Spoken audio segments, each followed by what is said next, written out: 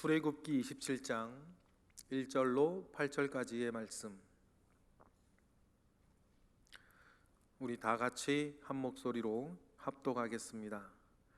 너는 조각목으로 길이가 5규빗, 너비가 5규빗의 제단을 만들되 네모 반듯하게 하며 높이는 3규빗으로 하고 그 네 모퉁이 위에 뿔을 만들되 그 뿔이 그것에 이어지게 하고 그 제단을 노스로 싸고 재를 담는 통과 부삽과 대야와 고기 갈고리와 불 옮기는 그릇을 만들되 제단의 그릇을 다 노스로 만들지며 제단을 위하여 노스로 그물을 만들고 그 위 네 모퉁이 놋고리 넷을 만들고 그들은 제단 주위 가장자리 아래 곧 제단 절반에 오르게 할지며 또 그 제단을 위하여 채를 만들되 조각목으로 만들고 놋으로 쌀지며 제단 양쪽 꼬리에 그 채를 꿰어 제단을 매게 할지며 제단은 널판으로 속이 비게 만들되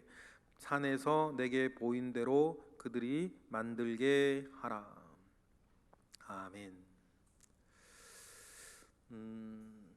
우리가 신앙생활의 틀을 이렇게 만들어 나가는데 참 중요한 습관이 하나 뭘까? 가장 중요한 습관이 하나 뭘까?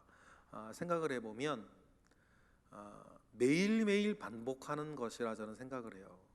기도도 그렇고요, 큐티도 그렇고 예배도 그렇고 신앙생활의 어떤 개인적으로 가지고 있어야 할 원칙 가운데에서 가장 중요한 것은 반복하는 것입니다. 반복하는 습관, 매일매일 반복하는 습관인 것 같아요.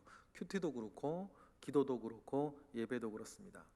우리가 간혹 어떤 갈급함이 있어서 저도 그렇고 여러분들도 그렇고 우리가 기도원 갈 때 있죠. 기도원 가면 그 기도원 뜨거운 분위기 속에서 아니면 조용한 분위기 속에서 집중해서 기도하거나 은혜 받는 거 참 좋아요. 그런데 분명한 건요, 그렇게 우리가 신앙생활을 살 수는 없어요. 우리가 뭐 맛있는 맛집 가서 맛있는 음식 한번 먹는 건 좋죠. 그런데 그걸 매일 먹을 수도 없고 매일 먹어서 살 수도 없어요. 중요한 건 뭐예요? 우리가 집에서 매일매일 먹는 집밥이에요.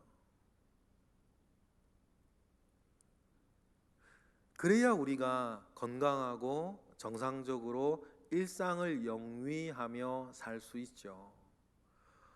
그러면 여러분, 우리가 집밥을 먹듯이 하나님께서 우리에게 주셨던 은혜의 방편들이 있단 말이에요. 우리가 어제도 말씀드렸죠.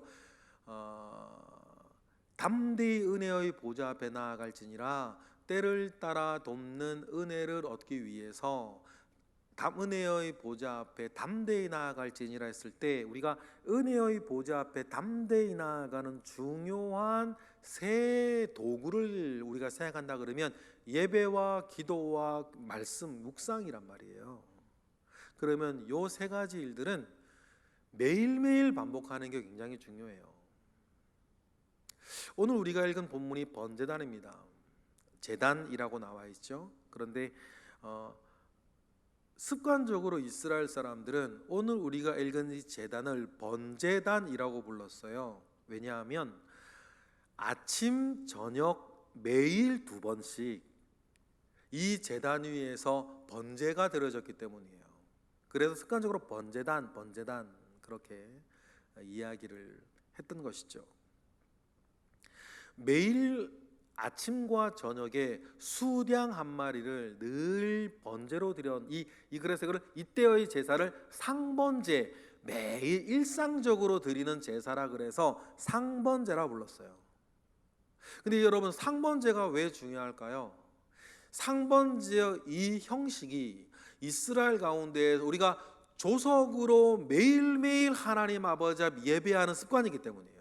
거룩한 습관이에요. 예를 들어서 이스라엘이 진치고 있을 때에 이스라엘 진 정중앙에 성막이 있었고, 성막에서는 여러분 매일 아침과 저녁에 수량으로 상번제를 드렸습니다. 거기에 우리가 아시다시피 이 성막이 그리 크질 않아요, 그죠? 그러나 아침 저녁으로 거기에서 수장이 제사 드려질 때에 그 진중앙에서 드려지는 제단에 이 태워지는 수장을 통해서 직접 목격하든 목격하지 아니하던 이스라엘 백성들은 그 상번제의 소리와 특히 상번제의 냄새를 맡는 거예요. 그러면서 뭡니까? 하나님 아버지 앞에 지금 예배가 드려진다. 오늘 아침에도 드려지고 오늘 저녁에도 드려질 것이고 내일 아침에도 드려지고 내일 저녁에도 드려질 것을, 그래서 늘 우리가 하나님 아버지 앞에 나아가는 사람이라는 것을 스스로들도 확인했어요. 여러분, 이게 굉장히 중요해요. 그래서 여러분들도 아실 거예요. 저는 우리 교회의 예배 가운데에서 물론 주일 오전 예배 우리가 너무너무 중요하죠. 그러나 그 못지않게 제가 참 중요하게 생각하는 예배가 우리가 매일매일 드리는 새벽 제단이에요. 그래서 우리 교회는 새벽 제단을 끊질 않아요.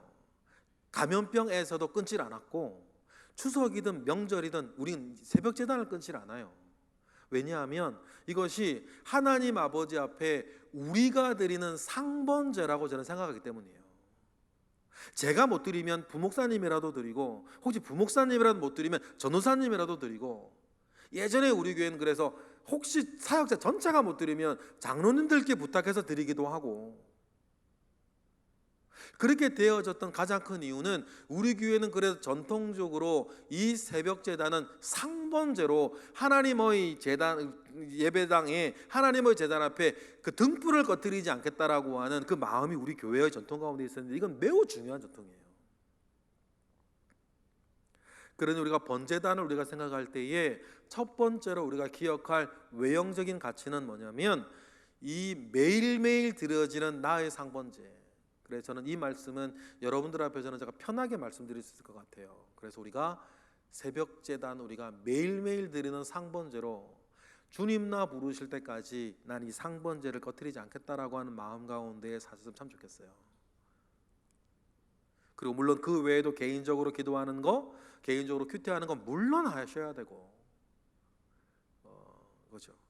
그러면 우리 번제단에서 일어나는 일들이 외형적으로는 상번제로 나의 거룩한 습관, 매일매일 하나님께 예배하겠다라고 하는 거룩한 습관의 어떤 틀을 제공하는 것이라고 한다면, 내용적으로 이 번제단이 상징하는 가장 중요한 여러 가지 의미와 가치가 있는데, 짧은 시간에 하나만 딱 골라서 나눈다라고 하면 이 번제단이 가지고 있는 내면적 신앙의 가치는 뭐냐면 죄사함의 원리예요. 무슨 말인지 잘 아시겠죠? 죄사함의 원리. 우리가 하나님 아버지 앞에 우리가 나아갈 수 있는 자가 되는 것은 이 번제단이 가지고 있는 의미, 예전에 구약의 백성들은 매일매일 그래 수장을 드렸고, 또 그 외에 자기의 개인적인 일들 가운데 속죄제가 필요하면 속죄제의 제물을 가지고, 속건제가 필요하면 속건제의 제물을 가지고 나아오기도 하고, 또 1년에 한 번씩 대제사장은 모든 이스라엘 죄를 놓고 하나님 아버지 대속죄일을 보내기도 하는, 이 번제단에서 죄를 속하여진 사람만이 하나님께 나아가 하나님의 은혜를 누릴 수 있다는 사실들을 우리가 안다면, 제사 드리고 예배 드리는 이스라엘 사람이나 우리의 입장에서 가장 중요한 곳은 어쩌면 번제단이에요. 여기에서 내 죄가 사하여지기 때문이에요. 그래야지 성소든 지성소든 우리가 바라볼 수 있는 것 아니겠어요? 그런데 구약의 백성들은 이것을 매일매일 드렸는데, 우리는 너무너무나 잘 알죠. 예수 그리스도가 친히 제물이 되셔서 단번에 제사를 완성하시고, 이제 우리가 왕같은 제사장 되어서 하나님의 자녀된 입장으로 늘 하나님 아버지 앞 지성소에까지 나아가는 예배와 기도와 말씀의 문이 열렸다. 그 모든 것을 이룬 것도 말입니다, 십자가를 번제단 삼아 자기 자신을 제물로 예수 그리스도께서 우리를 위한 모든 속죄의 제물을 단번에 이루신 거, 여러분 우리가 그 은혜를 알고 있는 사람 아닙니까? 그래서 우리가 번제단을 생각할 때에는 이런 형식적인 부분에서 우리의 상번제, 그런 내용적인 부분에서의 죄 사함, 이 감사와 은혜와 담력과 그리고 거룩한 습관을 가지고 하나님 아버지 앞에 나아가는 저와 여러분 되시기를 바랍니다. 그리고 오늘 내용을 좀 살펴볼게요. 이 번제단에서는 좀 전에 말씀드렸던 것처럼 매일 아침 저녁으로 숫염소로 번제를 상번제를 드렸습니다.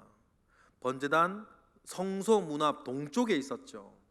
뜰 앞에 있었어요. 모세의 시대, 광야 시대에는 우리가 읽은 것처럼 조각목으로 이 번제단을 만들라고 하셨습니다.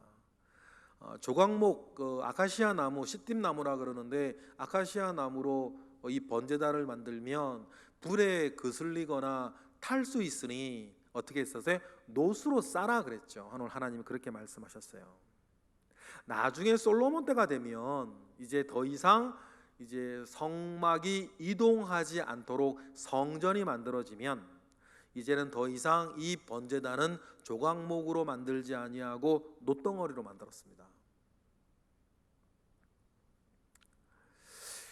크기는 뭐 1절에 몇 굽인 있는데 크기는 높이가 1.4m, 그래 초등학교 저학년 정도 키 높이가 됐고요. 길이 너비는 2.3m 정도의 2.3m 정도 되었어요. 그래 크지 않죠.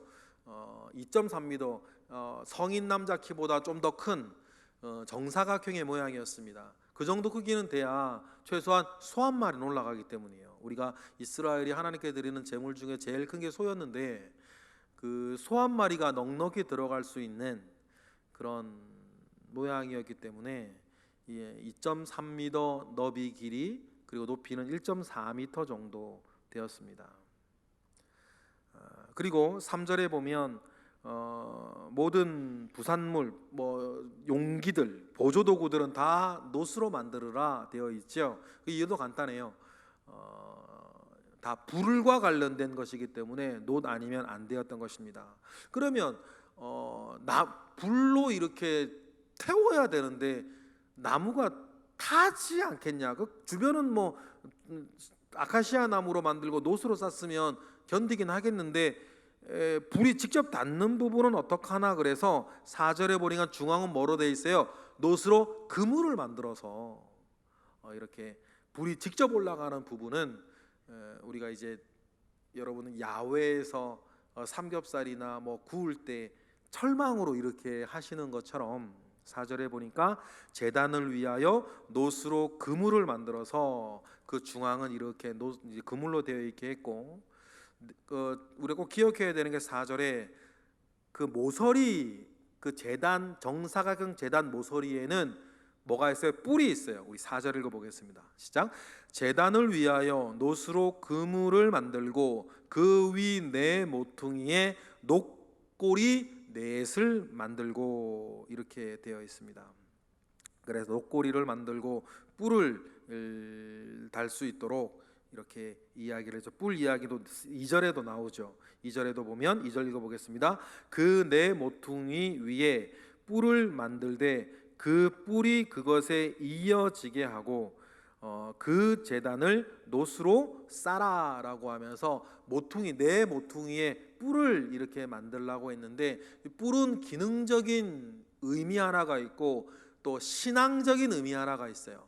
기능적인 의미는 뭐냐면 우리가 제단을 이렇게 각을 떠서 올려서 이렇게 할 때에 흘러내리지 아니하도록, 그 제물이 흘러내리지 아니하도록 딱 받침대의 역할을 이 뿔이 하는 것이고, 두 번 이것이 이제 기능적인 의미이고, 또한 신앙적인 의미는 뭐냐면 제사를 나중에 지낼 때에 제물의 피를 받아 어디에 뿌려요? 이 뿔에 발라요. 이 뿔에 발라서 이 뿔에 바르는 피의 신앙적 의미가 죄사함의 용서, 죄사함의 은혜죠. 이 내 죄에 대한 생명의 대가, 피의 대가를 이렇게 드립니다라고 하고 이 뿔에 제단의 피를 이렇게 발랐어요. 그래서 억울한 일이 있는 사람은 막 달려가서 뭐를 잡았어요? 이 제단의 뿔을 잡았어요. 그러니까 내 생명을 드리는 이 제단 뿔에 내가 손을 잡았으니 내 변명을 다 듣기 전에는 나를 죽이지 말라는 의미가 이렇게 뿔에 이스라엘 백성들은 가지고 있었죠. 이스라엘 백성들이 그러한 의미를 가지고 있었던 이유가 뭘까요? 이 뿔에 바르는 그 제물의 피는 내 죄를 속하는 것이다 라고 하는 의식을 그들은 가지고 있었기 때문이에요. 이 의식이 흘러와서 우리의 십자가의 보혈까지 오는 거예요. 십자가의 그 주님이 흘리셨던 그 보혈이 십자가를 적셔서 땅에 내려오는 그것을 바라보면서 이스라엘 사람, 우리도 생각하는 거죠. 예수 그리스도의 보혈의 의미는 내 죄를 속하는 것이다. 여러분, 이러한 칭의의 담력이 여러분에게 있기를 원합니다. 그래서 그 누구도 그 어떤 것도 여러분을 참소하지 못하도록, 사탄이 여러분들을 넘어뜨리고 틈타려고 할 때에 가장 먼저 하는 일이 뭡니까? 여러분의 죄악과 허물을 참소하는 일서부터 시작해요.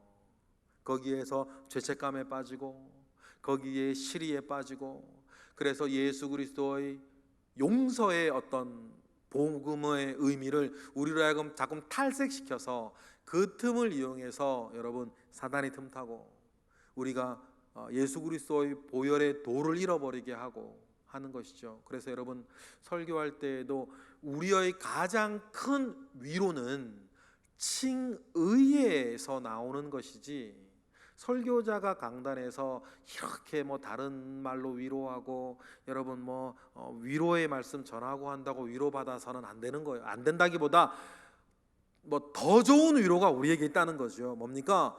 나는 예수 그리스도의 십자가의 보혈 가운데에 그 모든 것, 지금의 여러 가지 아픔과 슬픔과 내 어리석음과 나의 부족함과 나의 무능함도 예수 그리스도의 보혈 안에 나는 용서받았고 나는 의롭게 되어졌다라고 하는 이 칭의의 은혜가 우리에게 가장 큰 위로지,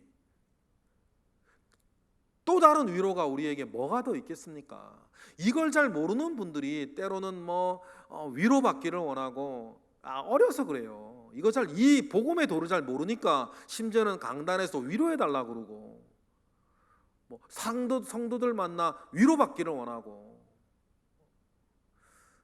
그런 이해는 하죠. 그런 마음 이해는 하는데 가장 중요한 우리의 위로는 바로 그리스도의 보혈의 은혜 가운데에 내가 그럼에도 불구하고 의롭게 되어진 사람이다라고 하는, 의롭다 불러주신다라고 하는 그것이 우리의 가장 큰 위로 아닙니까? 여러분, 이 복음의 도를 정확하게 이해하셔야 돼요. 이것이 우리를 강하게 하는 거니까. 그래서 우리 가운데 이것이 흔들릴 때에, 때로 우리가 이것이 흔들릴 이 사실이 내 어떤 부끄러움과 내 실패와 내 좌절과 내 상처 때문에 이것이 흔들릴 때에, 그래서 여러분 우리는 늘 보혈의 은혜를 기억을 하면서 다시 서는 거. 여러분, 이 모든 의미를 눈에 보이는 사건 속에서 담고 있는 게 뭐예요? 번제단이에요. 그래서 좀 전에 아까도 말씀을 드렸죠. 예배 드리는 사람의 입장에서 가장 중요한 성막의 도구는 번제단이다. 모든 건 번제단에서부터 시작하니까. 그럼 우리의 신앙도 가장 중요한 게 뭐예요? 예수 그리스도의 십자가예요. 왜요? 모든 것은 거기에서부터 시작했으니까. 여러분, 그러한 은혜 가운데에 여러분이 예수 그리스도의 보혈과 제시스머의 개념과 칭의의 복음 가운데에 여러분 분명히 서 나아가시기를 주님의 이름으로 축복합니다. 누가 뭐라고 말해도, 심지어는 내 속에 어떤 어리석음과 허물이 발견되어진다 하더라도 나는 예수 그리스도의 보혈 가운데에 모든 것 용서받았고 모든 상처 나았고 이제는 내가 그때그때 이제 용서받은 사람으로서의 삶을 이렇게 교정하고 수정하고 나아가는 사람이라는 사실들을 여러분 꼭 명심하시기를 원해요. 이것이 여러분 흔들리면 안 됩니다. 흔들리면 안 돼요. 이건 우리의 정체성의 출발이거든요. 그래서 우리를 그리스도인, 한자로 기독교인이라 부르는 것 아닙니까? 여러분 그 복음의 은혜 위에 굳건히 서서 오늘도 여러분 부끄러워하지 마시고 오늘도 주저하지 마시고 복음의 은혜를 마음껏 누리며 사시고 우리의 이 누리는 은혜가 또 다른 믿지 않은 사람에게 아나무인과 같이 되지 아니하도록 우리의 삶을 잘 빛 가운데 행하는 자로 행하며 살아가시는 은혜들이 있기를 주님의 이름으로 축복합니다. 이 순서가 흐트러지면 안 된다는 것입니다. 그 은혜 가운데 사시는 우리 모두 되시기를 주님의 이름으로 축복합니다. 기도하겠습니다. 할렐루야. 하나님 감사와 영광 올려드립니다. 주님의 은혜가 우리 가운데 있습니다. 주여 함께 하시고 주여 역사하시고 하나님 아버지로부터 말미암아 오는 선한 일들 우리 가운데 이미 있습니다. 예수 그리스도의 보혈 은혜 가운데에 우리 오늘도 서 있고 살고 있으니 나의 잘남이 아니라 예수 그리스도의 보혈의 은혜 가운데에 사는 것임을 우리가 기억하고 그 은혜 위에 오늘도 열심히 착한 행실과 선한 마음으로 이 세상의 빛과 소금 될 수 있도록 주님 우리를 인도하옵소서. 이 시간 드려지는 1000번제의 예물들 가운데 함께 하시고 하나님의 크신 역사가 온전케 하옵소서. 예수 그리스도 이름으로 기도드렸나이다.